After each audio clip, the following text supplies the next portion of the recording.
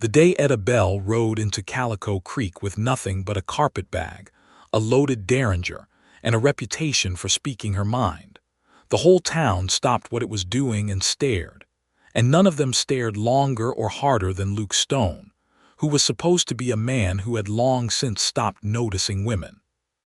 Calico Creek sat in the sun-baked heart of New Mexico Territory in the spring of 1878, a town that had grown up fast and rough around a silver vein and a water source, the kind of place where wooden storefronts leaned against each other for support and the dust never fully settled. The main street was packed dirt and horse manure and the occasional rolling tumbleweed, and on either side of it rose the general store, the livery, the telegraph office, the saloon, a small church with a crooked steeple, and a modest jailhouse that Luke Stone ran with quiet authority as the town's sheriff. Luke was 34 years old, broad across the shoulders, with dark hair that was starting to go a little silver at the temples, and eyes the color of storm clouds over the Sangre de Cristo Mountains.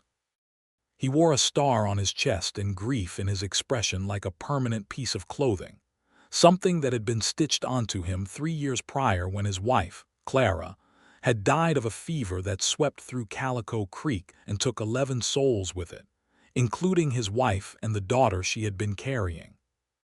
He had survived it by going numb, and he had stayed numb by keeping busy, and he had kept busy by keeping Calico Creek in line, and none of the women in town who had brought him pies and sympathetic looks had managed to thaw any part of him, not even a little. He had said it plainly enough more than once to his deputy Hector Ruiz, to old Marguerite who ran the boarding house, to preacher Daniels when the man had tried to subtly matchmake over Sunday supper. He had said it without bitterness, without drama, simply as a fact, the way a man states that the sky is blue or that silver is heavy. He would not remarry. He was done with all of that. He had nothing left to offer a woman and no interest in discovering whether that was true. And then the stagecoach from Santa Fe rolled in on a Tuesday afternoon in April with a broken wheel axle and a cloud of red dust, and Etta Bell climbed down from it and looked around Calico Creek with the kind of clear-eyed, unhurried gaze that suggested she was taking inventory. And Luke Stone, who was standing on the boardwalk outside the jailhouse with a cup of coffee going cold in his hand, felt something shift in his chest that he had no vocabulary for and no interest in examining. Etta was 27 years old, which was, by the standards of the territory in 1878, old enough to have been considered twice over for marriage and to have made her own considered decisions about it. She was not traditionally beautiful in the way that painters painted women, but she had the kind of face that a person kept looking at.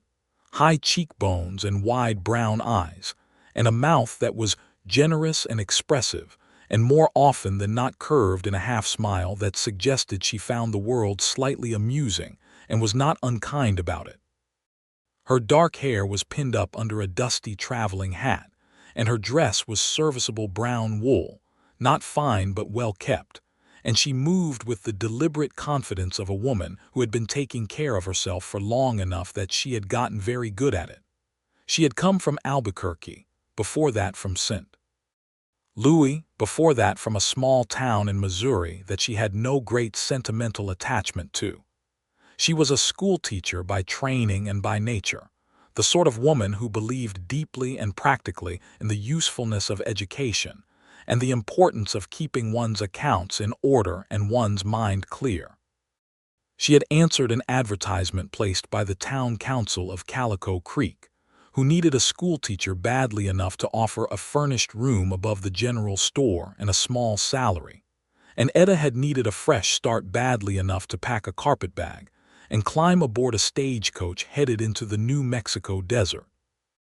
The fresh start she needed had a name too, though she did not speak it often. His name was Robert Calloway, and he had been her intended in Albuquerque for 11 months before she had discovered that he was also intended to a woman in Tucson and another in Taos, and she had called off the engagement with the clarity and finality that characterized everything she did, handed back the ring, and spent approximately 1 week being devastated in private before determining that devastation was a luxury she could not afford, and that what she needed was purpose and distance. Preferably both at once, so Calico Creek it was. She stepped off that stagecoach and looked at the town and said to no one in particular, "Well, it is smaller than the advertisement suggested." And Luke Stone, who was closer than she had perhaps realized, said, "Most things are." She turned and looked at him, and he looked at her, and it was not love at that precise moment, but it was something, a crackling awareness, a sudden sharpness in the air, the way everything gets very vivid before a thunderstorm. "Sheriff," she said, reading his badge. "Ma'am," he said, "Etta Bell, your new schoolteacher. Luke Stone, welcome to Calico Creek." He tipped his hat. She nodded once, and then she picked up her carpetbag and walked toward the general store to ask about her room, and Luke Stone stood there for a moment longer than was strictly necessary, and then went back inside his jailhouse and told himself firmly that there was nothing interesting about what had just happened. Hector Ruiz, his deputy, who was 22 and romantic and had been watching all of this from his chair on the boardwalk, said, "She is pretty." "She is the schoolteacher," Luke said, and that was the end of that conversation.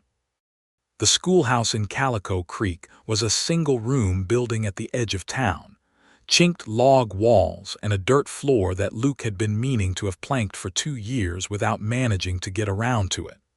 When Etta Bell saw it the following morning, she stood in the doorway for a long moment, and then she pushed up her sleeves and went to find the town council. The town council of Calico Creek consisted of 3 men: Harrison Webb, who owned the general store and was fat and self-important; Clem Dodd, who ran the livery and was laconic and reasonable; and Luke Stone, who had been added to it after Clara died because nobody else wanted the administrative responsibility and people generally trusted him. They met on Wednesday evenings in the back of the general store. Etta Bell did not wait for Wednesday. She walked into the general store on Thursday morning and found Harrison Webb behind the counter and told him that the schoolhouse floor needed planking, the windows needed glass, there were exactly 9 books suitable for children, and she would require at minimum 30. A proper blackboard was essential, and the well behind the building was positioned in a way that made it dangerous for small children. Harrison Webb stared at her. He was not accustomed to being talked to this way by a woman, and his expression said as much. Etta Bell looked at his expression and said, pleasantly, "I understand that you are deciding whether to tell me my place, Mr. Webb. I would encourage you to consider that your town has been without a schoolteacher for 18 months, that the children of Calico Creek are currently receiving no formal education at all, and that I have 3 other towns that wrote to me and I chose this one. I am not difficult to replace, but I am not easy to replace quickly, and the Territorial Education Office does ask about conditions." Harrison Webb opened his mouth and closed it again. "The floor first," Etta said.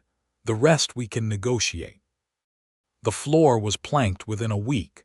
Etta considered this a satisfactory beginning.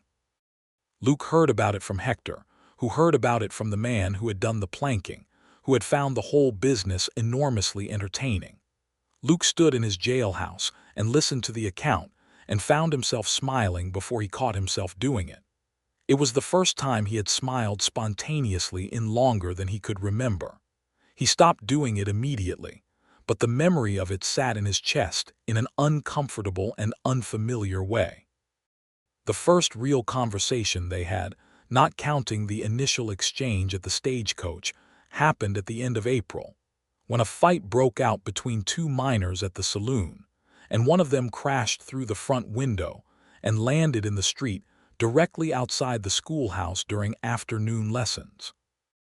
Luke arrived to sort it out, and found that Etta Bell had already sorted out the more critical aspect of the situation, which was that 8 children between the ages of 6 and 12 had been pressed up against the window watching with great excitement, and she had redirected their attention to a lesson about the geography of the territory that was, she had apparently made clear, considerably more interesting than 2 drunk men in the dirt. Luke hauled the minors apart, got the immediate situation under control, and then knocked on the schoolhouse door because it seemed the polite thing to do, and he wanted to make sure no glass had gotten inside. Etta opened the door and looked at him with those clear brown eyes and said, "All children accounted for, no glass inside. The window on the right side rattles badly in a strong wind, by the way, and I have written to the council about it twice." "I will make sure it gets addressed," Luke said. "I would appreciate it." She paused. "Was anyone seriously hurt?" the children will ask. "No, bruised pride mostly." "Good," she nodded. "Thank you, Sheriff Stone," he said without quite meaning to. "Luke is fine." She studied him for a moment, and there was something in her expression he could not read, something thoughtful and careful. "Etta," she said. He nodded, touched his hat brim, and went back to the street, and he was 3 buildings away before he realized that his heart had been beating faster than the situation warranted, and he had no satisfactory explanation for it. He did not examine it. He was very good at not examining things. May came to Calico Creek with heat and afternoon thunderstorms, and the slow greening of the desert that happened every spring and was always, to people who lived there, something close to miraculous. The silver mine continued producing. New families arrived. Etta Bell enrolled 14 students in the schoolhouse, secured a second crate of books from the Territorial Education Office, and organized a town meeting to discuss the possibility of building a proper cistern to give the schoolchildren safe water access. The town meetings in Calico Creek happened on the first Friday of each month in the saloon, which was the largest indoor space available, and Nora Finch, who ran the place, cleared the tables and put out chairs, and allowed it on the condition that whatever meeting it was finished by 8 o'clock so she could get back to business. Luke ran the meetings with the same quiet efficiency he brought to everything.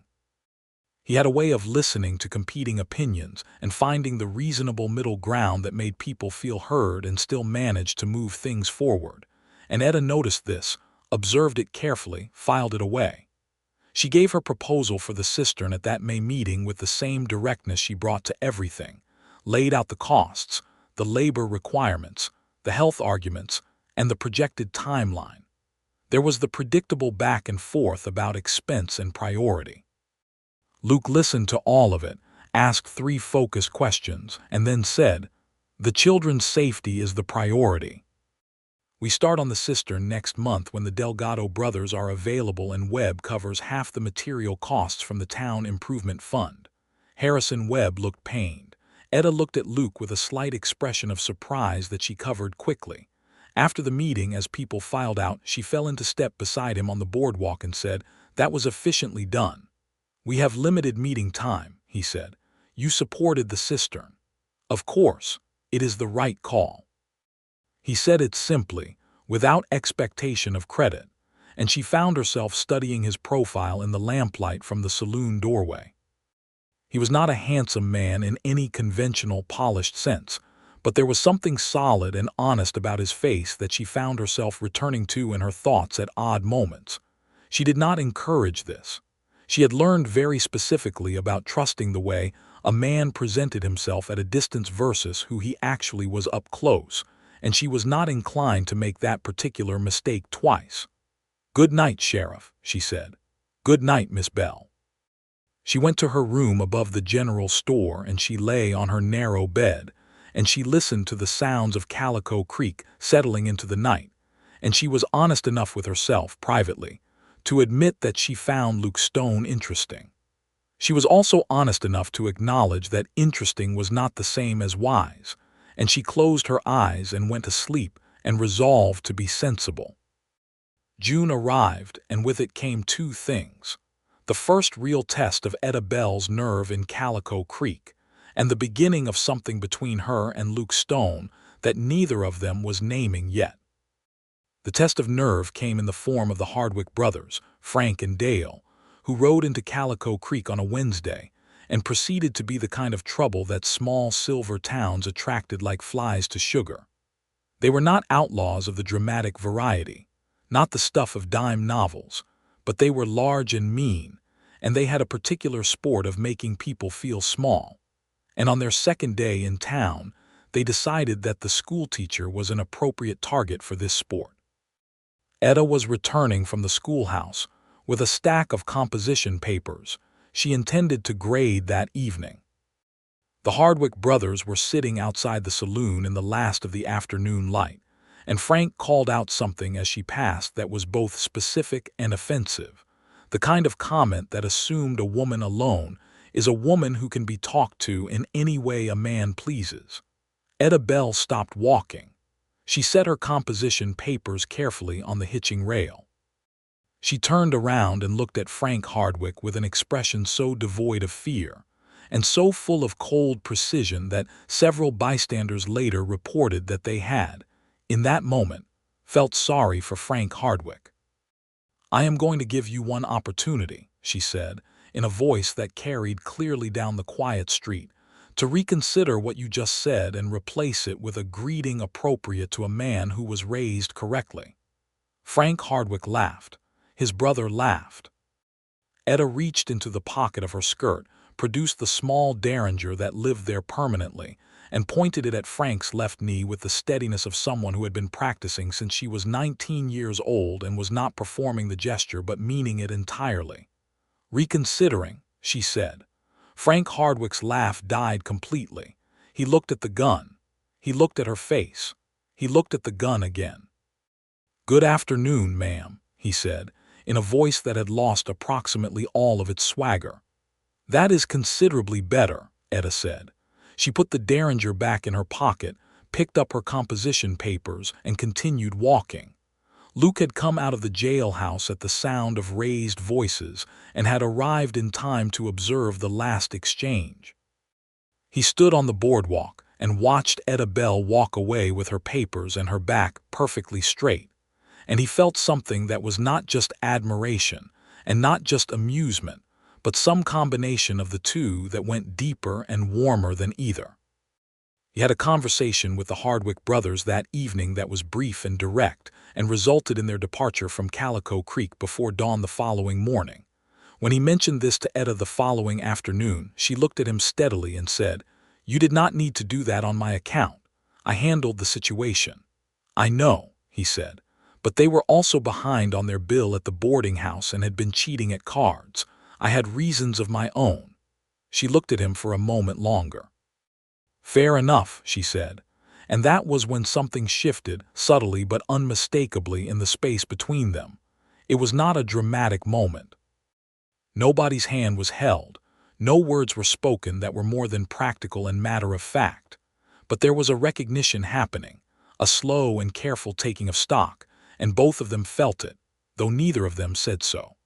The beginning of something between them happened gradually over the weeks that followed, the way the desert plants grow, invisibly, underground, until one day there is suddenly a green thing that was not there before, and it becomes impossible to remember the landscape without it. They fell into a habit of walking in the same direction after the evening meal, Etta from her room above the general store to check on the schoolhouse, Luke doing his last round of the evening. The routes overlapped for about 4 blocks.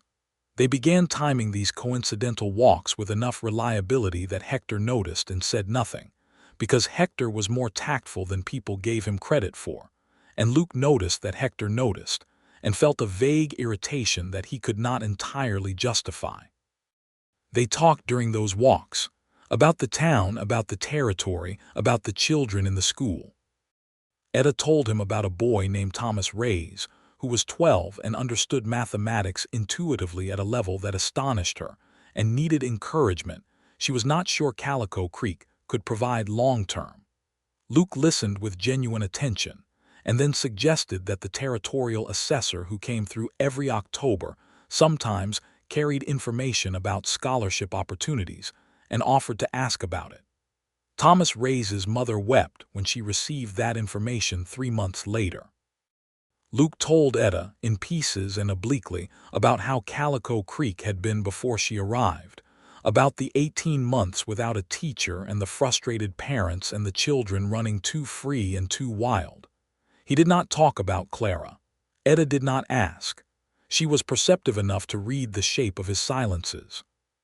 She told him, One evening in late June, when the sky was the particular deep violet it turned just after sunset and the air had cooled, and the stars were beginning to assert themselves, about Robert Calloway, not with bitterness or self-pity, but as a plain piece of information, the way she gave all plain information. Luke listened without interrupting, which she appreciated. When she finished, he was quiet for a moment, and then he said, "He was a fool," she laughed. It came out fast and genuine, that laugh, and she looked slightly startled by it herself, as if she had not been expecting it. "That is an uncomplicated assessment," she said. "It does not require complication," he said. "Any man who had your trust and used it that way was a fool. That is simply true." She looked at him, and there was something in her expression that was very open for one unguarded moment, and then she looked back at the stars and said, "Thank you, Luke." He said, "Of course," and they walked back through the quiet town and parted at the corner of Main and Creek Street, and Luke went to the jailhouse and sat at his desk for a long time in the dark without lighting the lamp, just sitting there with his own thoughts in a way he had not done since Clara died, the kind of sitting with yourself that only becomes possible again when you have begun, very quietly and without permission, to feel things. He told himself that evening in the darkness of the jailhouse the same thing he had told Hector and Marguerite and Preacher Daniels. He would not remarry. He had nothing to offer. He was done with all of that. He said it firmly, and he meant it, and it made absolutely no difference. July was hot and dry and busy. The silver mine hit a new productive vein, and the population of Calico Creek increased by nearly 30 people over 3 weeks, which meant new families, new children for the school, and a new set of social dynamics that Etta navigated with her characteristic combination of warmth and clear-headedness. She added 4 new students and reorganized her lessons and wrote to the territorial office for more supplies, and Luke watched her manage all of it with a steadiness that he found more admirable than he had words for. There was a 4th of July celebration in Calico Creek that year that was, by the town's standards, genuinely festive. A potluck supper in the street, a small fireworks display organized by one of the miners who had a gift for explosives and a preference for using it recreationally, and a fiddle player named Old Amos who could make a tune that made your feet move whether you wanted them to or not. Luke did not dance. He had not danced since Clara, and it was not a thing he was willing to change, or so he had decided. He was standing at the edge of the dancing, watching the celebration with the careful attention of a man who is technically on duty, and conveniently using that fact as a reason to observe rather than participate, when Etta appeared beside him with 2 tin cups of lemonade and handed him one without ceremony. "You look like a man standing at his own fence watching somebody else's yard," she said. He accepted the lemonade. "I am on duty. Hector is on duty. You are avoiding." He looked at her sidelong. She looked back at him with that half-smile and those clear eyes, and he found that he did not have a good response to this particular observation, because it was accurate. "I have not danced in some years," he said, which was more honest than he had intended to be. Her expression shifted just slightly into something gentler. "I know," she said quietly, and she did not press it. They stood together at the edge of the celebration and watched their town be joyful, and the music drifted through the warm July night, and after a while their arms were close enough that he could feel the slight warmth of her beside him, and neither of them moved away from that proximity, and neither of them mentioned it. At the end of the evening, as the celebration wound down and families gathered sleepy children and Old Amos packed away his fiddle, Etta turned to him and said, "Luke, yes, I am glad I chose Calico Creek." She said it simply, directly, the way she said everything that mattered to her, and then she took her tin cup back to Nora Finch's table and walked across the quiet street to her room above the general store. And Luke stood there in the aftermath of the celebration with the stars blazing overhead and the smell of gunpowder and food in the warm night air, and understood, with a clarity that he could no longer pretend wasn't there, that he was falling in love with Etta Bell. He stood there for a long time. Then he went home to the small house he had shared with Clara, which still felt like her house in the way that grief-haunted spaces do, and he sat on the edge of his bed, and he looked at his hands, and he thought about what loving Clara had meant, and what losing her had meant, and the absolute certainty he had carried since then that he would not ask anyone to be part of his life again, because his life was a thing that could break a woman's heart, and he would not do that. He did not sleep much that night. In August, a man named Dennis Carr arrived in Calico Creek and took a room at Marguerite's boarding house, and within a week, it became apparent that Dennis Carr was specifically interested in Etta Bell, and not in a subtle way. Carr was from Albuquerque, of all places, which immediately made Etta wary, and he was 35 and well-dressed by territory standards and ostensibly in the silver trade, and he made his interest clear in the way that certain men do, with a combination of persistence and elaborate courtesy that was designed to seem flattering, and occasionally tipped over into something more pressured. He came to the schoolhouse to offer to walk her home. He appeared at the general store when she was there. He made a point of sitting near her at church and engaging her in conversation after the service. Etta was polite and firm and unencouraging in equal measure. Luke noticed. He noticed with a particular sharpness that he had to consciously prevent from becoming anything that would embarrass him or, more importantly, compromise Etta's autonomy. He was aware, with uncomfortable honesty, that she did not need him to manage Dennis Carr. She had demonstrated this quite clearly with the Hardwick brothers. What he was feeling when he watched Dennis Carr hover near Etta with his polished manners was not protective instinct. It was jealousy, plain and simple, and it sat in his gut like a hot stone. He hated it. He hated it because it felt hypocritical. A man who had declared himself entirely unavailable had no business being jealous. And yet here he was. He managed it by doing nothing, which was becoming increasingly difficult. The thing that broke the careful equilibrium came in the middle of August, on a Sunday evening after church, when Etta was walking home and Dennis Carr fell into step beside her, and she could hear, from across the street, that his tone had shifted from charming to something with an edge to it, the particular edge that appears in certain men's voices when they have decided that persistence should have produced results by now, and they are no longer entirely gracious about its failure. She stopped walking. She turned and said something to him directly. He responded, and she responded, and then she continued walking, and he did not follow, but the set of her shoulders when she came past the jailhouse said something that made Luke step outside without quite deciding to. "Are you all right?" he asked. She paused, and there was a moment where she seemed to be deciding something, and then she said, "He is persistent in a way that I am finding less charming than he apparently intends.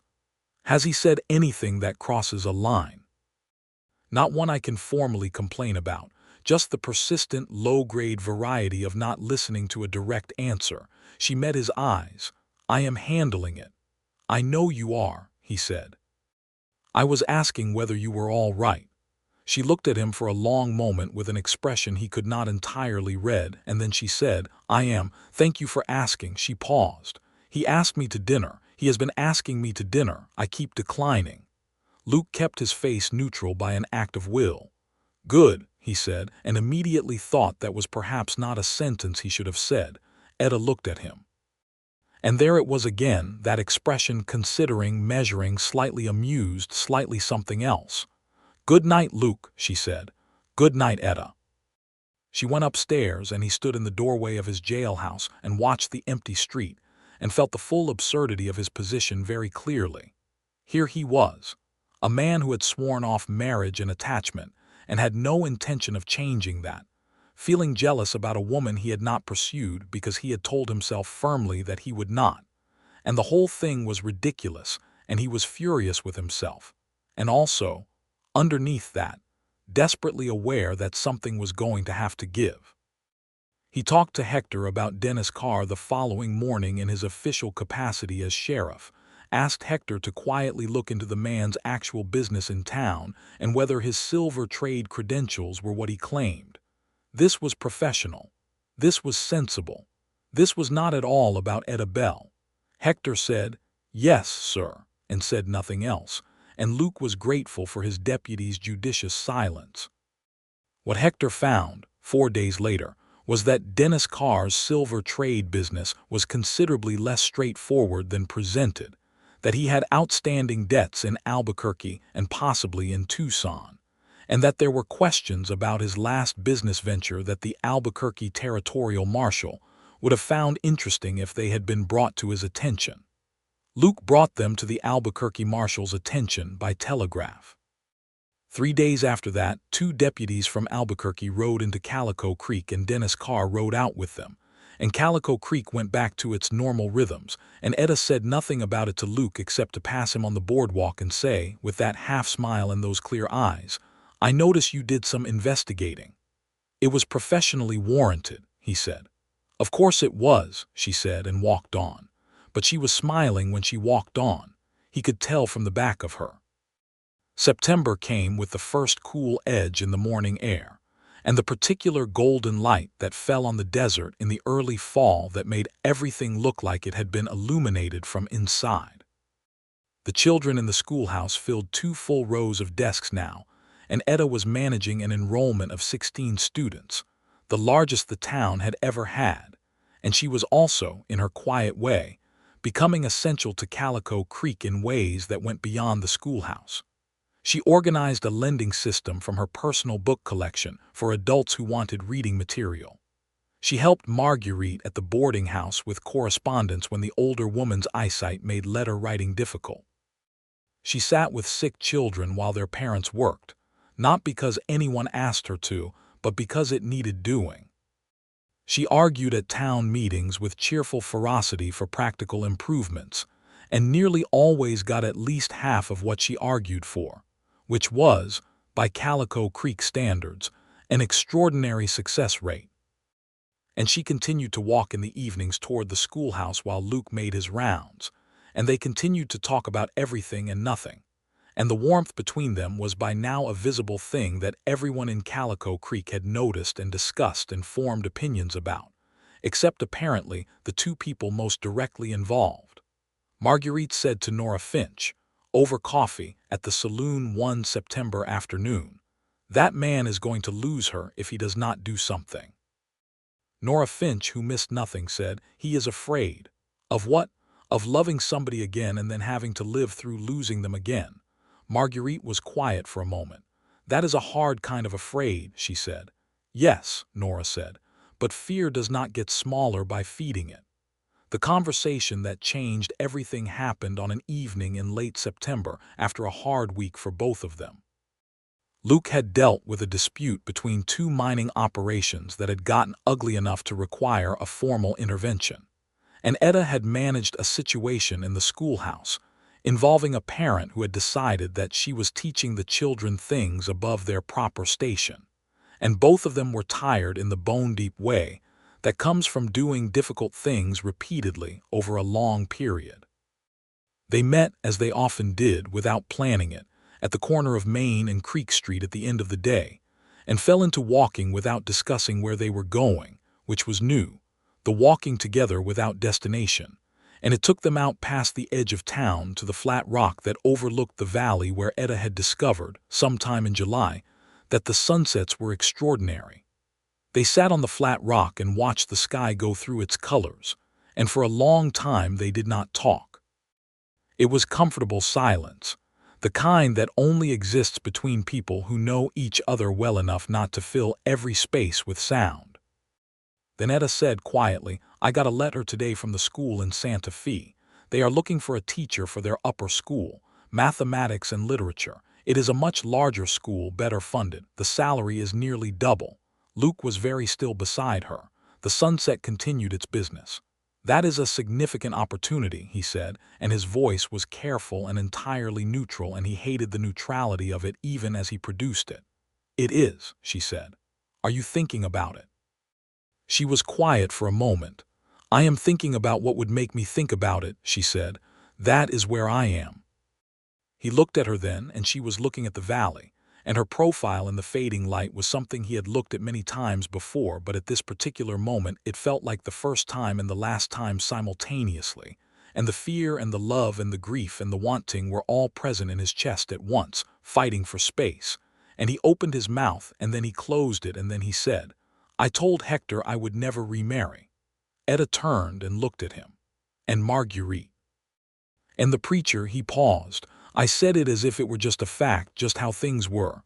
"I know," she said. "People talk, I heard." "I meant it," he said, "at the time." She held his gaze and did not look away. "And now," she said, "now I am sitting on a rock in the desert at sunset with you, and the idea of you going to Santa Fe makes me feel like something is being pulled out of me that I cannot afford to lose. And I am aware that I have no right to that feeling because I have been very clear about where I stand. And I am also aware that where I stand has been changing for months, and I have been pretending not to notice."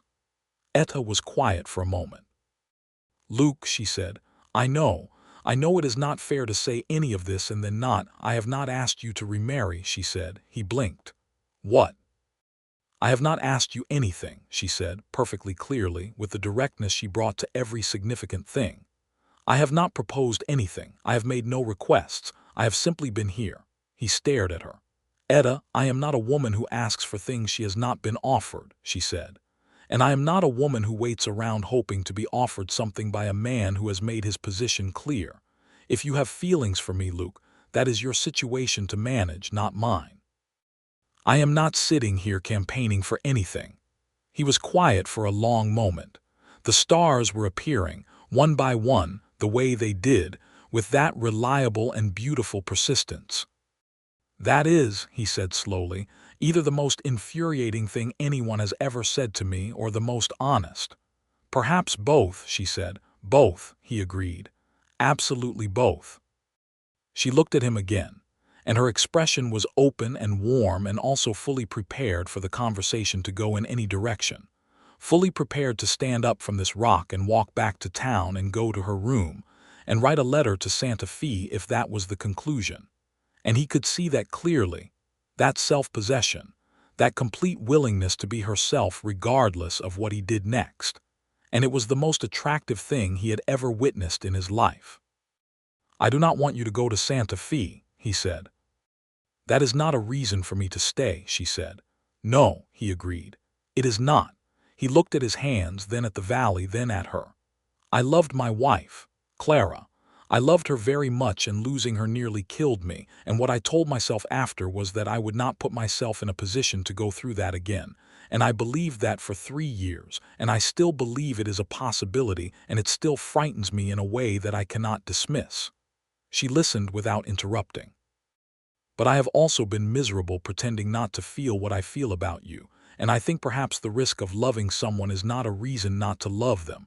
And I think perhaps I have been confusing safety with actually living, and I think—" He stopped. "What do you think?" she said quietly. "I think," he said, "that I would like very much to ask you to stay in Calico Creek. Not just for the school, for me. As my wife, if you would consider it. I know I am not a simple proposition. I know I come with a great deal of history and some considerable personal difficulty, and a small house that still has a woman's curtains in it who was not you. But I am also a man who respects you more than I have respected anyone in a very long time, and who would spend the rest of his life trying to deserve the fact of you if you were willing."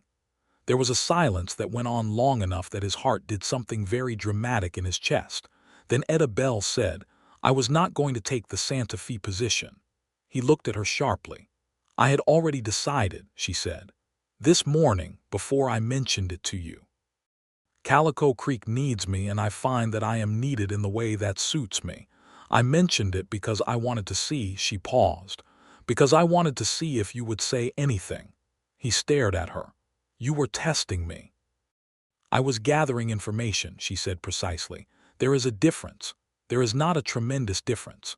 "There is a considerable difference," she said, and there was the half-smile, and the stars were coming out properly now overhead, and the desert was cooling around them, and the last of the day's color was leaving the sky.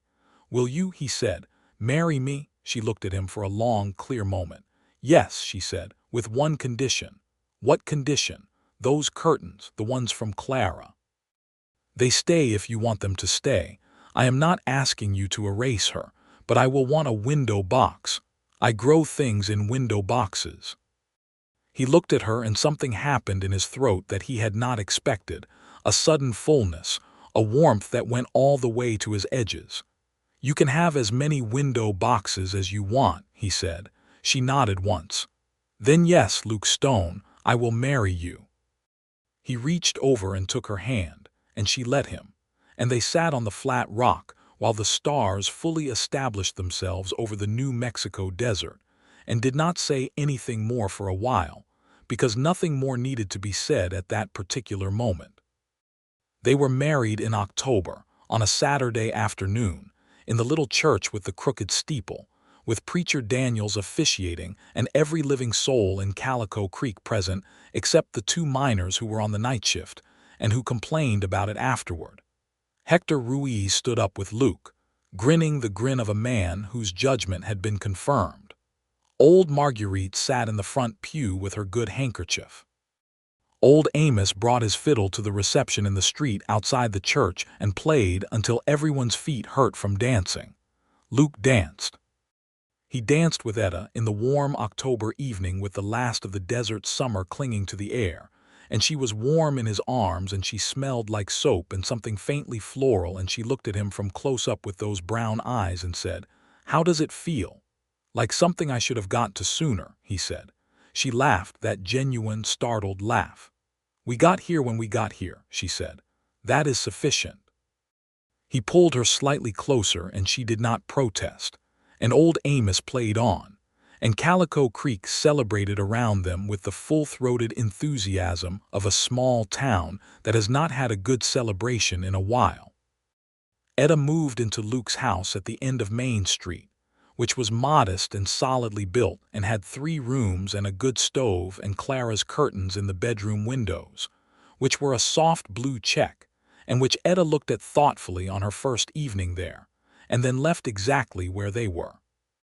She planted a window box on the front sill the following Saturday, filled it with seeds she had been carrying in a small paper packet since Albuquerque, and when Luke saw it, he stood in the doorway and felt that same fullness in his throat that had been a stranger to him for 3 years and was now, it seemed, coming back to visit regularly. "What are you growing?" he asked. "Herbs mostly," she said, pressing the soil around the seeds with her fingers.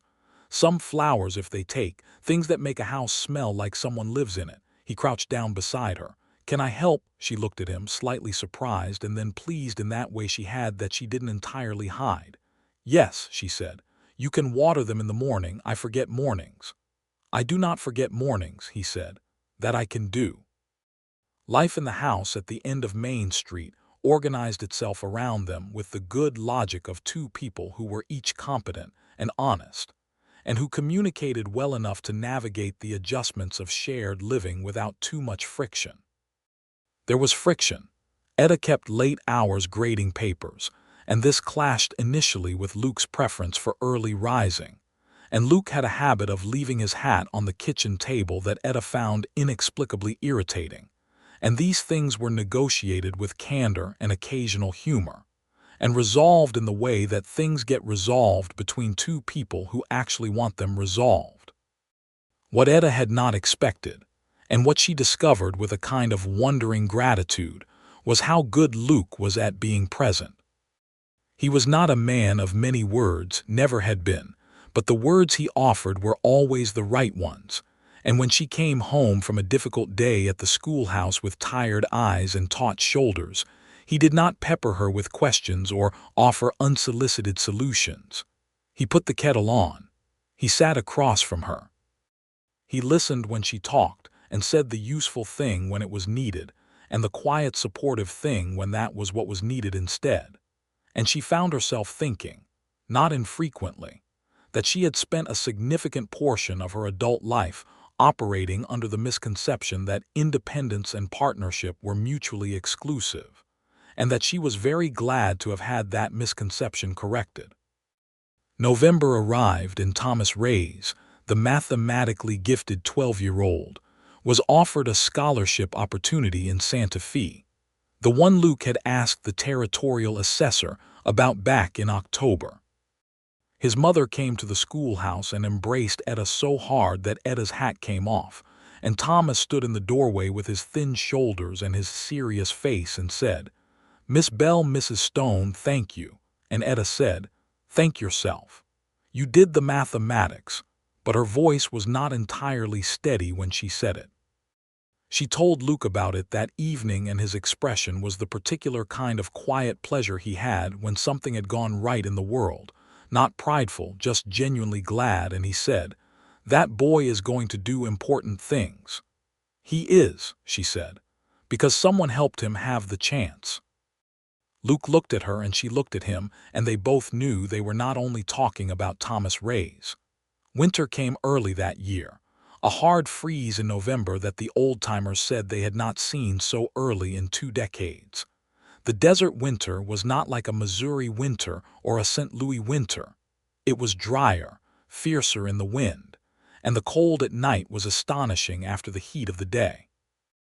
Etta discovered that the schoolhouse had a heating problem she had not anticipated, the stove being adequate for mild weather but entirely insufficient for the hard cold. And she wrote an emergency letter to the town council that contained the words, "I cannot teach children who cannot feel their fingers," and produced results within the week. Luke organized the repairs himself, coming to the schoolhouse on a Saturday with Hector and Clem Dodd from the livery, and a better stove that Clem had sourced from a supply wagon out of Santa Fe. They worked most of the day. Etta brought them coffee and sandwiches at noon, and managed the controlled chaos of children who were curious about the work with the competent ease of a woman who was used to managing controlled chaos. At one point, Clem's 7-year-old son, who had come along for the day, tugged on Etta's hand and said, with the directness only available to young children, "Are you going to have babies?" Hector choked on his coffee. Clem made a strangled sound. Luke, who was mid-installation of the new stove, went very still. Etta looked at the boy with a perfectly composed face and said, "That is between me and the sheriff, and also none of your business, but thank you for your interest." The boy accepted this with equanimity and went back to watching the stove installation, and Hector met Etta's eyes with an expression of enormous respect, and the matter was dropped, and they finished the stove installation by late afternoon. Walking home through the cold early evening, their breath making clouds in the sharp air, Luke said, without looking at her, "For what it is worth," the question that boy asked. "Yes," she said. "I would like that," he said, "if you would, when you would." "There is no, I would like that too," she said. "I am not in any particular hurry, but I would like that." He took her hand as they walked, and she moved closer to his arm against the cold, and they went home together through the winter streets of Calico Creek, and the house at the end of Main Street was warm from the banked stove and smelling of the herbs in the window box on the sill. And Luke lit the lamps and Etta made supper, and the evening went on around them with the ordinary and unrepeatable quality of domestic happiness, which is its own kind of extraordinary. The Christmas of 1878 in Calico Creek was the most festive the town had seen in years, largely because Etta organized the children in the schoolhouse to put on a performance at the church the week before Christmas, a nativity play and some songs, and the entire town attended, and it was, by all accounts, enormously moving and also enormously funny in places, which was probably the best possible combination. Luke sat in the third pew and watched Etta stand at the back of the church, managing the flow of children and props and whispered directions with the calm competence of a general managing a battle. And it occurred to him with the kind of clarity that comes rarely and should be paid attention to that he was genuinely, completely, unguardedly happy, and that he had not expected to be this again. And that the joy of it was inseparable from the fact that he was sitting in this church, in this town, in this life, with that particular woman at the back of it. He held that happiness carefully, the way you hold something that is both precious and real enough that you trust it to be held. After the performance in the churchyard under a cold and blazing December sky, Preacher Daniels shook Luke's hand and said, "I am glad for you, Luke. I am very glad." And Luke said, "So am I, Preacher. So am I. January 1879 came in cold and quiet. The silver mine operation slowed in the hard freeze, and the town settled into itself with the particular inward quality of winter in small places. And Etta and Luke had evenings by the stove and long conversations and books read in the same room, and a quality of ease together that felt, to both of them, like something they had been building toward all year without knowing the shape of what they were building, until they found themselves inside it. Etta was, by January, certain that she was expecting a child, and she told Luke on a quiet Sunday morning over breakfast with the directness she brought to all important news. Just said it plainly while he was cutting bread, and Luke put the bread knife down very carefully and looked at her. And his expression was something she would remember for the rest of her life, a full, unguarded joy, and underneath it the shadow of the old fear, and then the joy winning, clearly and finally. And he came around the table and took her face in both his hands and kissed her forehead, and then her mouth and then her forehead again, and said, against her hair, "I am so glad." "So am I," she said, and meant it in every direction.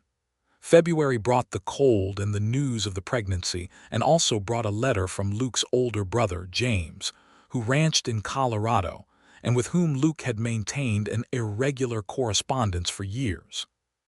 James wrote that he was planning to pass through New Mexico territory in the spring with his wife Catherine and their 2 children, and would very much like to visit if it was convenient.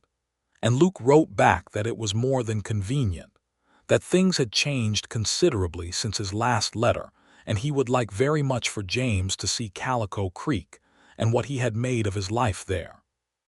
James arrived in April, a larger, slightly louder version of Luke with the same dark eyes and the same quiet core under a more gregarious exterior. And Catherine was a compact, bright-eyed woman from Denver who had opinions about everything and expressed them cheerfully. And their children were 8 and 10, and immediately enrolled themselves in Etta's schoolhouse for the 2 weeks of the visit with a casual confidence that both their parents and Etta found very amusing. James and Luke spent several evenings on the porch of the house at the end of Main Street, talking the way brothers talk when they have not seen each other in a long while and have finally run through the surface topics and gotten to the ones underneath. And one of those evenings James said, without any particular preamble, "I was worried about you, after Clara, for a long time." "I know," Luke said. "She is extraordinary," James said. "Etta, she is someone you deserve." Luke was quiet for a moment. "I was not sure I deserved anything for a while." "That is what grief does," James said. "It lies to you about your own worth." "She did not argue me out of it," Luke said. "She did not try to convince me of anything. She just kept being herself until it became impossible to pretend not to see her." James smiled. "Best way," he said. "Yes," Luke said. "Best way." Catherine and Etta got on in the way that 2 similar and strong-minded women sometimes do, with an immediate mutual recognition and a cheerful arguing about everything that was, in practice, an expression of considerable respect. Catherine asked Etta about the schoolhouse and the town and the territory, and asked good, informed questions and listened to the answers. And Etta asked Catherine about Colorado and ranching life and the children. And by the end of the 2 weeks, they had established a correspondence that would continue for years. When James and Catherine and their children rode out of Calico Creek at the end of April, there was a general warmth and promise to return, and Luke stood at the edge of town watching them go with Etta beside him, her hand on his arm, and he felt the fullness of a life populated by people who mattered to him, which was something he had let go thin for 3 years. The summer of 1879 moved through Calico Creek with its heat and its beauty and its particular rhythms, and Etta continued teaching until June, when her condition made the standing and management of 16 energetic children logistically difficult, and she arranged for Calico Creek's most educated resident, a retired printer named Fletcher who could manage basic literacy instruction, to hold the schoolhouse until she returned in the fall. She was not, she made clear to Luke, permanently retiring from the schoolhouse. She was taking a leave. There was a distinction. "Of course there is," he said. "I mean it," she said. "I'm not going to be a woman who disappears into her house and stops being a person with a vocation." "I know," he said. "I would not want you to." She looked at him with that clear gaze. "Good," she said. "I want to make sure we are clear about that." "We are completely clear about that," he said. She nodded. "Good," she said again, and went back to the letter she was writing. Luke went out to water the window box herbs. It was his job, had been since October, and the herbs were thriving magnificently, and stood in the morning light and felt, again, that uncomplicated, unguarded happiness that he had not expected and did not take for granted. The child came in August 1879, a boy, born at home with Marguerite attending as she had attended every birth in Calico Creek for 20 years, and it was long and difficult, and Luke sat outside the bedroom door for 8 hours being quietly terrified in a way that brought back every dark memory of loss and fear. And when Marguerite finally came out and told him, it was done and both of them were well. The relief was so profound and complete that he had to sit down on the hallway floor for a moment and simply breathe. He went in to find Etta propped up against the pillows, exhausted and disheveled and completely herself, holding a small red-faced boy who was regarding the world with the suspicious expression of someone who was not sure yet whether it had been worth coming to. Luke sat on the edge of the bed and looked at them both and did not say anything for a long moment. Etta looked at him and said, "He looks like you already." "He looks like a very irritated old man," Luke said. She laughed. It was tired and genuine. "We need a name," she said. They had discussed names during the months of waiting and had settled on 2 or 3 possibilities without deciding. Luke looked at the boy in Etta's arms, the small fierce face and the dark fuzz of hair, and said, "Henry." "Henry," Etta said, trying it. "Henry Stone." She looked at the boy. "Yes, that is you." Henry Stone regarded them both with continued suspicion and then appeared to accept the situation and went to sleep. Calico Creek celebrated. The town had a particular fondness for Luke and Etta as a pair. They were part of its fabric now, the sheriff and the schoolteacher, the couple at the house at the end of Main Street with the herbs in the window box and the open door. And Henry's arrival was welcomed with the communal warmth that small towns reserve for the children of people they have adopted as their own. Hector came to the door the morning after with a basket from his mother that contained enough food for a week, and the expression of a man who was genuinely moved and managing it, by being very practical about the basket's contents. Old Marguerite brought a quilt she had been making since January, blue and white, the stitching as fine as anything Etta had ever seen. Nora Finch sent a note that said simply, "Well done, both of you. Drinks on the house when you're back on your feet, Luke," which made Luke smile. Henry grew. He was healthy and determined, and loud in a way that suggested he had opinions, and intended to express them fully from the very beginning.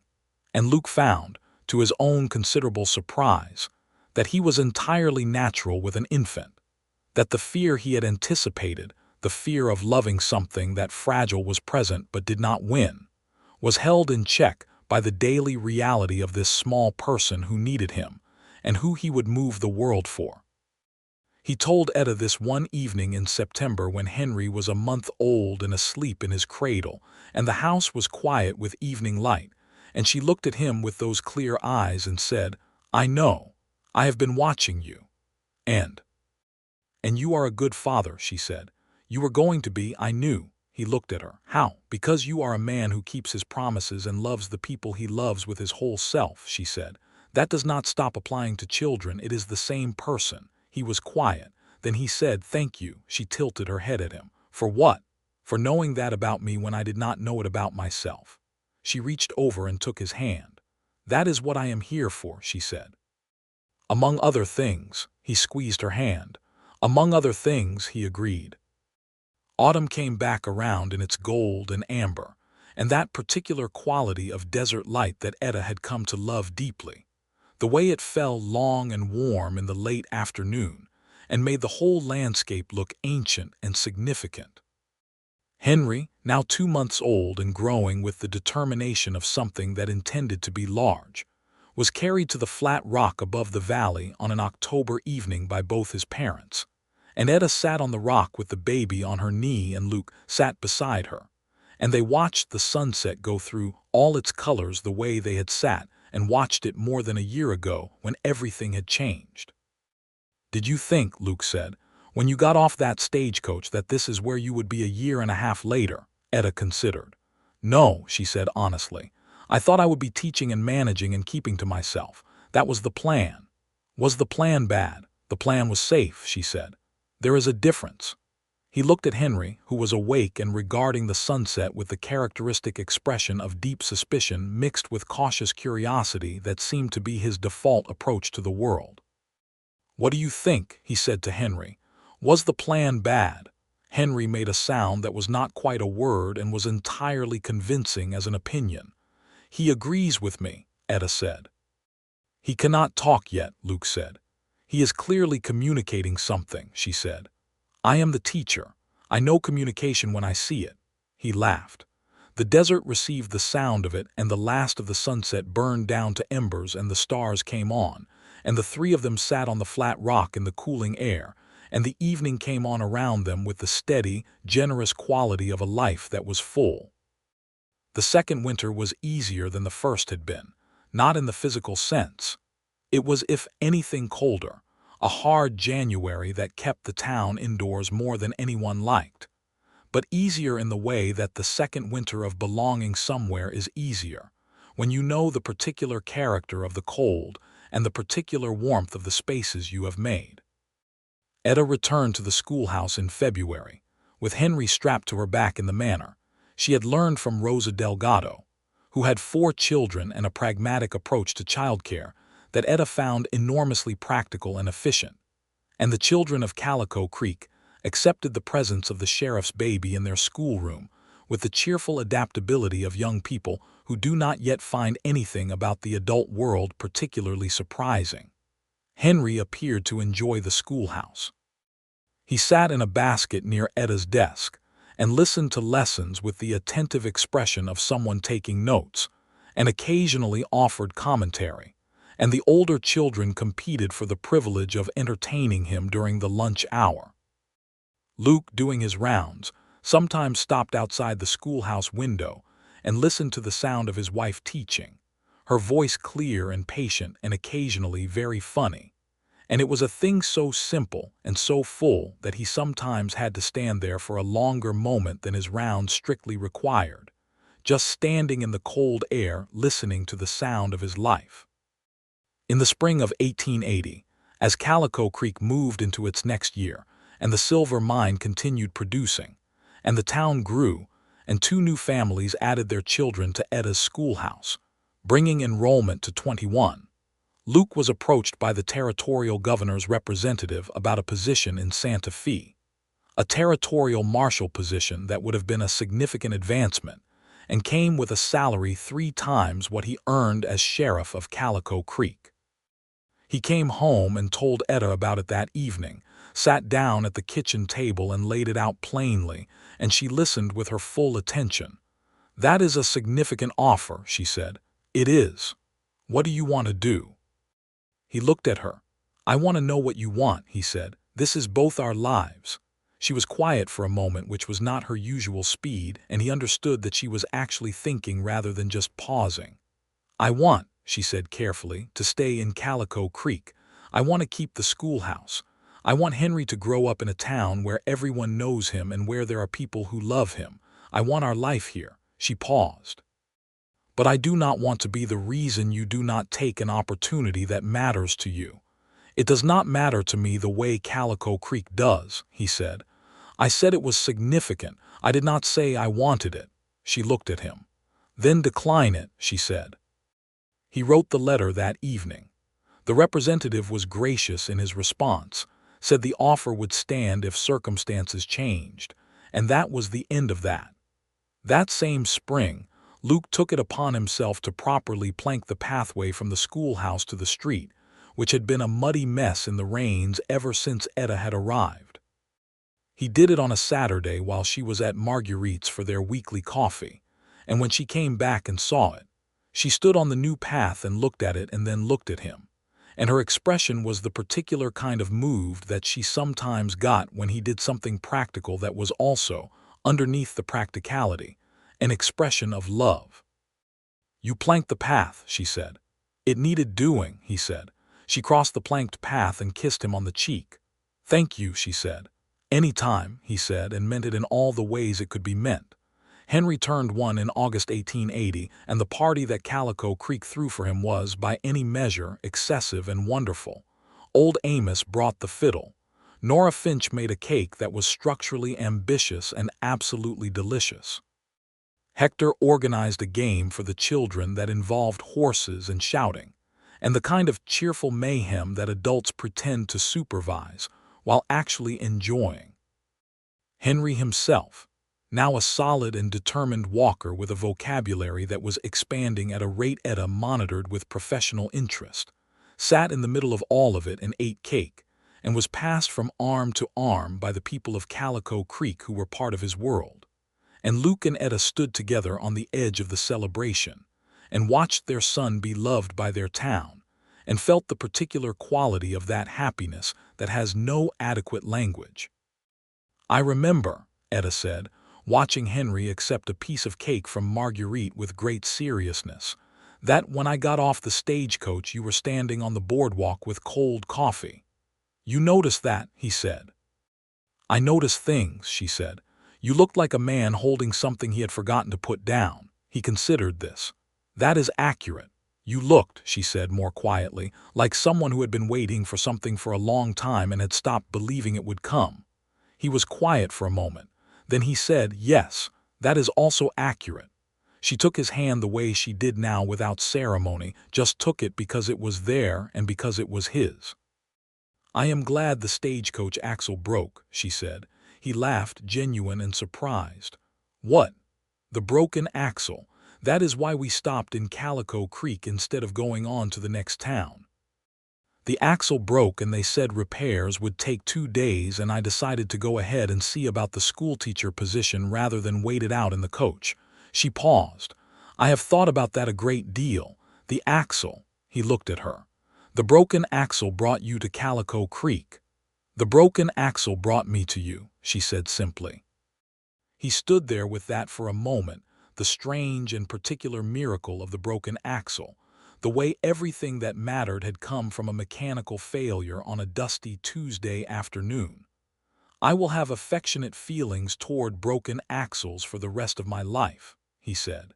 She laughed. Henry, across the celebration, looked up at the sound of his mother's laugh with the immediate and focused attention he always gave it, as if her laugh were a signal he was coded to respond to, which, in the way of babies and their mothers, it probably was. Luke watched his son look for his wife's face in the crowd and find it and relax back into his celebration, and the feeling in his chest was so large and so real that it did not have a name, but it did not need one. By the fall of 1880, Calico Creek had grown enough that a second classroom was added to the schoolhouse, and Etta successfully lobbied the town council, which now included Hector Ruiz, who had run for and won a council seat in the spring, and was, in Etta's frank assessment, the best person on it, to hire an assistant teacher to handle the younger students while she focused on the older ones.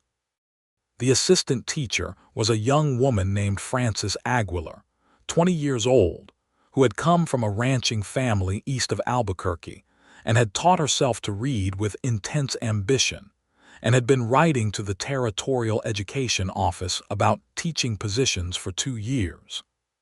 She was sharp and kind and nervous in the way that very capable young people are sometimes nervous when they are not yet sure their capability is visible to others, and Etta recognized this immediately and set about making it visible with the systematic efficiency she brought to everything. Watching Etta with Frances, Luke thought and said one evening that she was doing for Frances what the territorial assessor had done for Thomas Ray's, making sure someone did not go unnoticed and unchallenged, and Etta said, "Somebody did it for me once, my school teacher in Missouri. I have been paying it forward ever since." "Who was she?" he asked. And Etta told him about Miss Avies Cole of Hartwell, Missouri, who had believed that girls deserved the same education as boys, and had acted on this belief with fierce consistency regardless of community opinion, and who had told 15-year-old Etta Bell that she had one of the sharpest minds in the county and that sharpest minds required the best possible use. Luke listened to this and then said, "I would like to send her a letter." Etta stared at him. "What?" "Miss Avies Cole of Hartwell, Missouri," he said. "I would like to write to her to thank her for producing you." She stared at him for a long moment, and her expression went through several things: surprise, then a startled pleasure, then something deeply moved that she managed with her characteristic composure, and then she said in a voice that was not entirely steady, "She died in 1874. He reached over and took her hand. "I am sorry," he said. "She was old," Etta said, "and she knew what she had done. I wrote to her before she died and I told her." She paused. "But I would like to think she would have liked you." "Would she?" he said. "Yes," Etta said, "because you listen." That was what she valued, people who listened to what is actually being said instead of what they expected to hear. "I have had good teachers," he said, and looked at her. She shook her head slightly, but she was smiling in that warm, unguarded way she had when she was too pleased to keep it entirely contained. And the evening settled around them in the house at the end of Main Street, with the herbs in the window box growing lush and fragrant in the autumn air, and Henry asleep in his room making the small night sounds of a child who is deeply and securely comfortable, and the good weight of their life present in every lamplit corner. The winter of 1880 and into 1881, Luke began to notice that Etta was correspondingly happier in herself than she had been even in the months after their marriage. A deeper ease, a quality of rootedness that had not been there when she arrived. She had been confident from the beginning. Etta Bell had never lacked confidence. But this was something different, the confidence of someone who knows where she belongs, who has arrived at the place that fits her and has stopped, entirely and without regret, wondering whether there is somewhere better. He asked her about it one evening, whether she was happy, which felt like a foolish question the moment it was out of his mouth, and she looked at him and said, "Luke, I live in a place I love, with a person I love, raising a child I love, doing work that matters. What would I be missing?" "I did not know if it was enough," he said. "After everything you could have done, Santa Fe, other places." "Santa Fe would have been a larger classroom," she said. "This is a life." She paused. "They are not the same thing." "I know which one I wanted," he nodded. "Do you know what I think about sometimes?" she said. "Tell me." "I think about how I spent a year in Albuquerque trying to make Robert Calloway see me clearly, trying to be the right version of myself for a man who was never actually looking at me." She was quiet for a moment. "And I came here, and you looked at me from the first day like I was exactly who I was, and that was more than sufficient. You never wanted a different version. You just wanted the actual version." He was quiet for a long moment.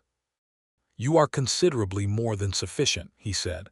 "I know that now," she said. "I knew it before I came here in the intellectual sense, but knowing it and being known, those are different things." He understood what she meant. He had known intellectually that he was capable of love again, that the numbness of grief was not a permanent condition.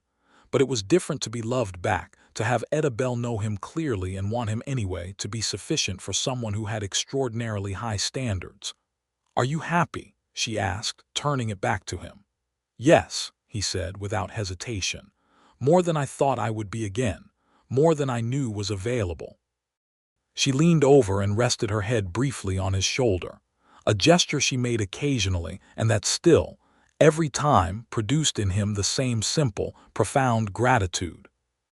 He put his arm around her and they sat there in the lamplight while the winter wind moved through Calico Creek outside, and inside the house at the end of Main Street, everything was warm.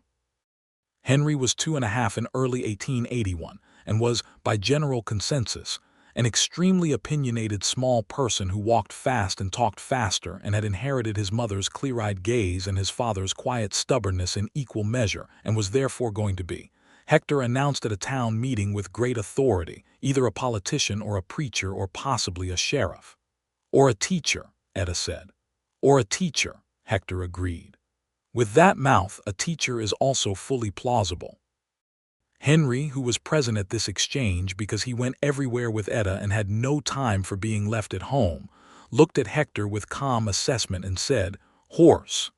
"He wants to talk about horses," Clem Dodd explained. "He always wants to talk about horses." "Then he is mine," Luke said, and Henry transferred his clear-eyed assessment to his father and said, "Horse, Papa," and Luke said, "Tomorrow, Henry," and Henry said, "Now." And the meeting briefly derailed into a negotiation about horses that Etta watched with the expression of a woman who has accepted that this is her life and found it entirely acceptable. By the time the spring of 1881 came around, Calico Creek had become a different place from the town Etta Bell had arrived in 3 years before. Not unrecognizable, it was still a silver town in the New Mexico territory, still dusty and raw-edged in the way of frontier towns, but fuller, deeper, more itself. The school had 2 classrooms. The cistern had been built. A small lending library that Etta had organized the previous year occupied a corner of the general store. The street had been properly graded. 2 new churches had been built alongside Preacher Daniel's crooked-steepled original. There was a doctor now, a young man named Webb, no relation to Harrison, who had come from Kansas and set up a practice that Etta had argued for in 7 consecutive town meetings before it happened.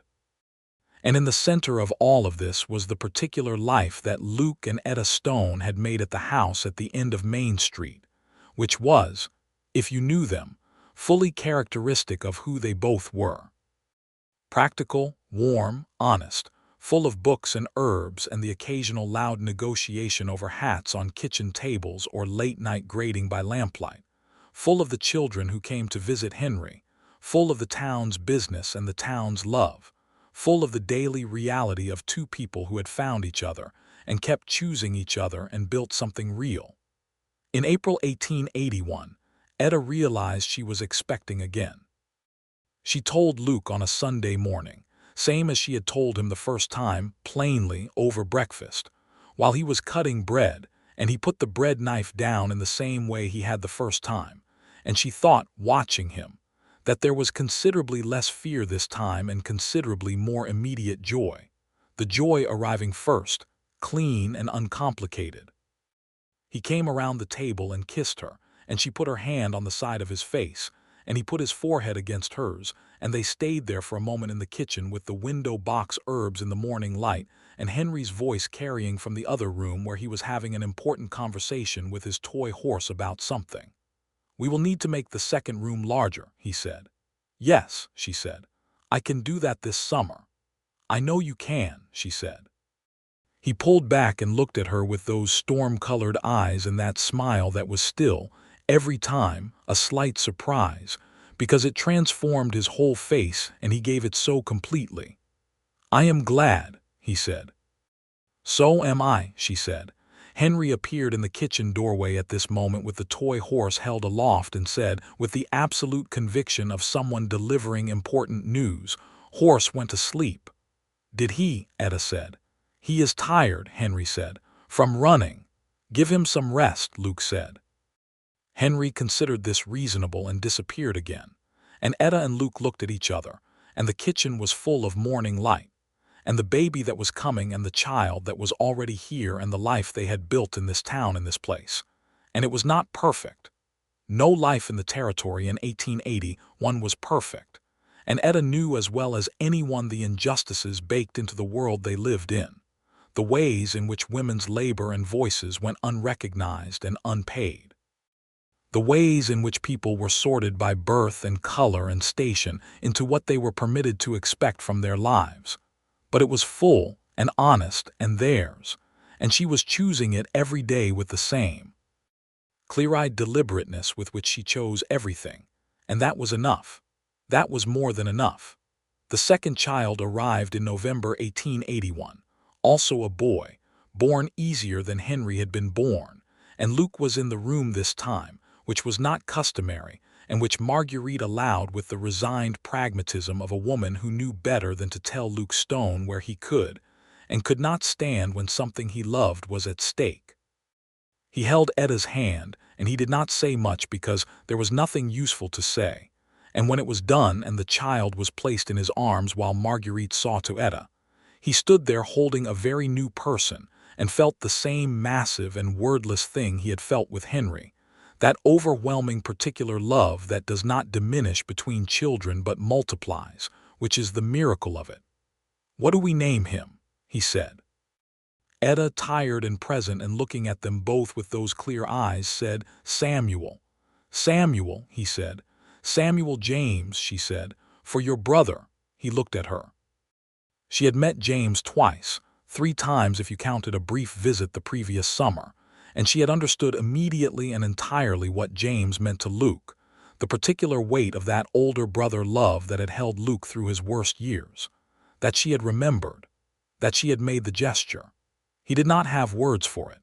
He looked at her and she looked back at him, and she saw in his face everything he did not say, and she always could, and she nodded once, accepting it. "Samuel James Stone," she said, "good morning." Samuel Stone appeared entirely unimpressed with his morning, but accepted the situation with a certain equanimity that suggested he was going to have a different temperament than his brother entirely. Henry, introduced to Samuel 2 hours later with the careful ceremony of an almost 3-year-old being presented with a fact he had been theoretically prepared for but that was now inconveniently real, stood over the cradle for a long moment. "He is small," Henry said. "You were also small," Etta said. "I am not small now," Henry said, which was true enough. "No," Luke agreed. "You are very large now." Henry appeared satisfied with this and went to find his toy horse to show it to Samuel. And Etta met Luke's eyes over the cradle and they were both smiling. And the room was full of November light, and the smell of the herbs from the window box and the sounds of Calico Creek in the afternoon. And it was so ordinary and so extraordinary at once that it was almost impossible to hold in a single moment. So they held it together instead, which was how they held most things. 2 years forward in Calico Creek in 1883 was a town that was becoming something more established, the rawness of the frontier softening as buildings became permanent and families put down roots, and the school, now fully settled with 2 teachers and a library, turned out children who could read and write and do mathematics, and had been taught by Etta Stone that the size of your town was no limit on the size of your thinking. Luke, at 39, was still the sheriff, and he was the kind of sheriff that a town becomes genuinely grateful for over time, not for dramatic heroism but for consistent, steady, fair-handed presence, the kind that makes a place feel safe without making it feel policed. He was known and trusted, and the gray at his temples had spread properly into his hair now and made him look, Etta told him, distinguished, which he said was what people said when they meant old, and she said that distinguished and old were not synonyms, and he said they were at least neighbors, and she threw a dish towel at him, which he caught, and Henry, who was 5 and paying attention to everything, filed this exchange away with great interest. Hector Ruiz had married the previous year, a woman named Dolores who taught at the church school and had a laugh that carried 3 streets, and Luke stood up with Hector at his wedding, the way Hector had stood with him 4 years before, and Etta sat in the front pew next to Marguerite and held Samuel on her knee and watched Henry sit with improbable dignity beside his father and felt, as she sometimes allowed herself to feel, the full weight and richness of everything this place had become. The schoolhouse now had a proper library room, thanks to 3 years of fundraising, and a donation from the Territorial Education Office that Etta had lobbied for with the relentlessness of someone who had made lobbying a form of art. The books lined the walls in careful order and the children came to it during the lunch hour, and the parents came on evenings when Etta opened it to the community, and Etta stood in the doorway of the library room sometimes, just to look at it, this room full of books in a silver town in the New Mexico desert that had not had a teacher at all when she arrived. She had built this. They had built this. The town had built this, and it was going to outlast all of them, the books and the children who had read them and the children those children would have. She told Luke one evening, as they sat on the flat rock above the valley in the October of 1883, the same rock where everything had changed, where he had said he would never remarry and she had said she had not asked him to, and he had proposed anyway. She told him that she thought about that evening often. Not with nostalgia exactly, but with the particular attention she gave to things that had been pivot points, moments when the whole direction of things had been decided. "What do you think about it?" he asked. "I think about how close it came to not happening," she said. "If I had not mentioned Santa Fe, if you had not said anything, if I had been less direct and you had been less brave." "You were always going to be direct," he said. "And you were always going to say something eventually," she said. "But eventually can be a long time." He considered this. Henry and Samuel were down in the valley with Hector, who had taken them fishing in the creek with the skeptical enthusiasm of a man who was fairly sure he would be doing all the fishing, while the children provided commentary. The October sky was the same deep violet it always was at this hour, and the first stars were coming on. "I was afraid," he said. "I know I have said this before, but I want to say it plainly once more. I was afraid." "I know," she said, "and I am glad I was afraid and I did it anyway," he said. "I am glad you were sitting on this rock with those clear eyes waiting for me to be honest." "I was not waiting," she said. "You were not pursuing," he said, "but you were not going anywhere either," she smiled. "No," she said, "I was not going anywhere." He put his arm around her and she settled against his side, and the desert went on in its enormous and beautiful silence.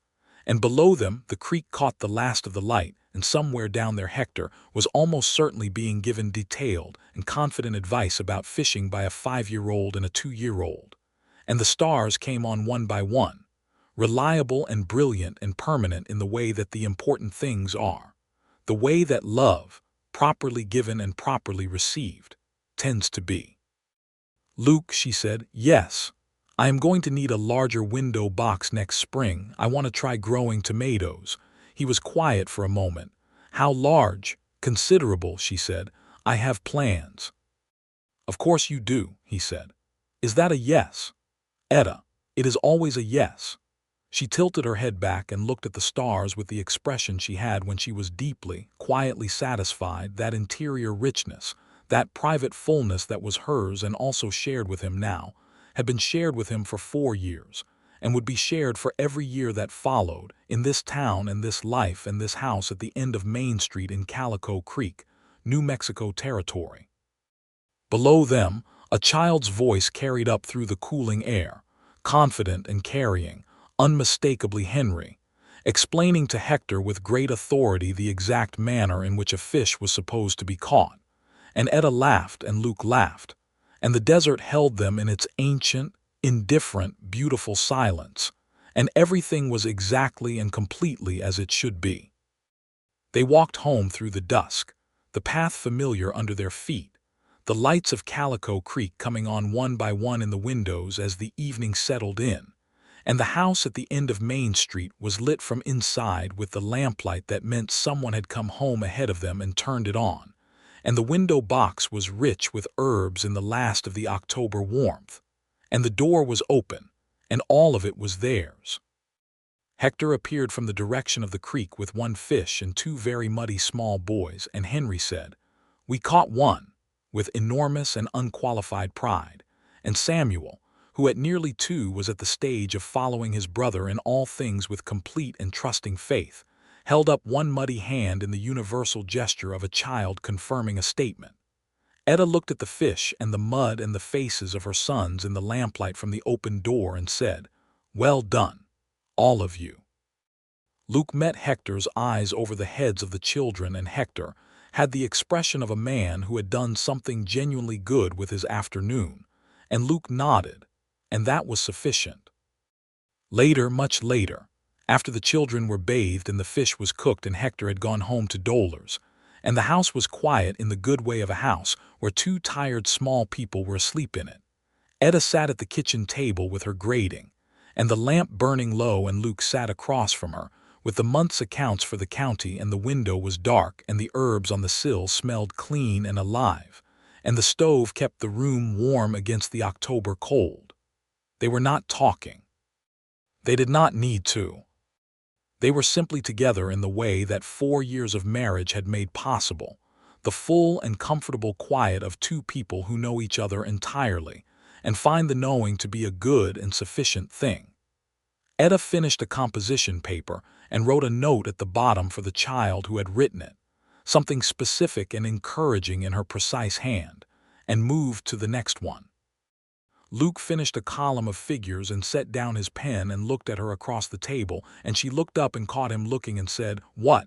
"Nothing," he said, "just looking." She held his gaze for a moment. "Still, always," he said. She shook her head slightly, but the smile was there, warm and unguarded, and she went back to her grading. And the lamp burned on, and Calico Creek settled into the deep quiet of an October night in the territory.